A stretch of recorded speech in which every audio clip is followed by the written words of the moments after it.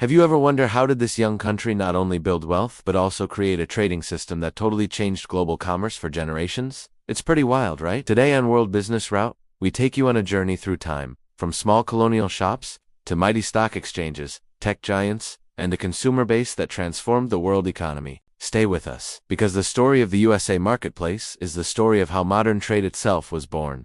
In the late 1700s, America was just a collection of colonies, trading fur, tobacco, cotton, and raw goods.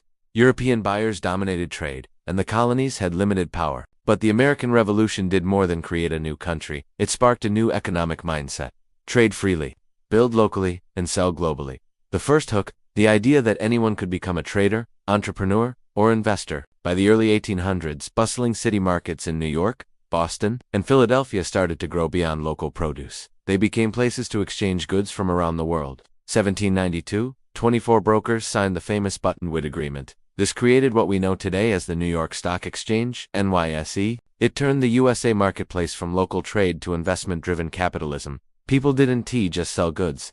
They sold shares in companies that made them. As factories rose in the Industrial Revolution, the U.S. marketplace exploded with mass-produced goods. Steel, textiles, machines, railroads. American cities turned into powerful hubs connecting factories, ports, and banks, creating an ecosystem that could support massive trade. By the early 20th century, American culture shifted. It wasn't only about making products. It was about selling them everywhere. Brands like Coca-Cola, Ford, and Levi's didn't just sell in the USA. They sold a lifestyle the world wanted. The rise of department stores, mail-order catalogs, and later shopping malls made products accessible from coast to coast, something the world had never seen at this scale. That's when the U.S. became not just a producer, but the widest marketplace in the world, where anything could be bought and sold.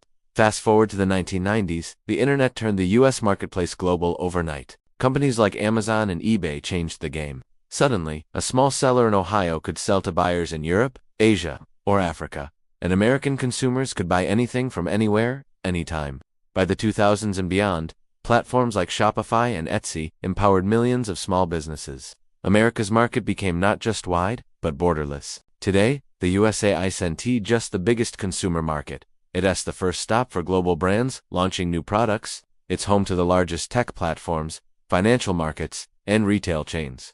American buyers and investors help shape what the world produces, sells, and even dreams about. That's why understanding this history isn't just about the past. It helps us see how trade, innovation, and culture work together to build powerful markets. So what can we learn from the rise of the USA marketplace? Innovation and openness can turn local trade into global influence. Consumer demand drives production, not just the other way around. New technology can redefine who can trade and how fast they can grow. And most of all, markets aren't just numbers. They're built by people, ideas, and bold risk takers. If you enjoyed this journey through history, subscribe to World Business Route in every episode. We explore different cities and markets that shape our world economy, from Yiwu in China to Istanbul, Milan, Siakat, and beyond. Comment below, which market or city should we explore next? And remember, behind every product you use, there's a story, and often it starts with a marketplace. Thanks for watching.